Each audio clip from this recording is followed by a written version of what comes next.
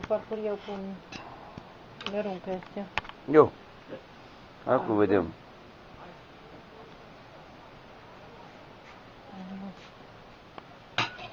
Aceea pizza să ți-o iei. Da, să urcă câinii și să mănâncă, dacă simt ceva mâncare. Da. Asta pe aici e mai zinie și mai strânge cu... Ne aduc lanterna. La terasă aici. Ce?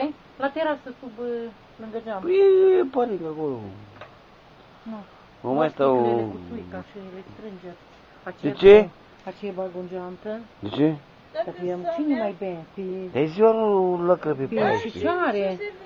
Da, sigur. De ziua nu lăcră pe 14 Da. și eu vreau, Da, adică... am băut, Că gata, eu acasă acolo noi la- când pe 14 când ne ziua ei suntem la muncă amândoi. E 14, este la că le din eu și le strâng.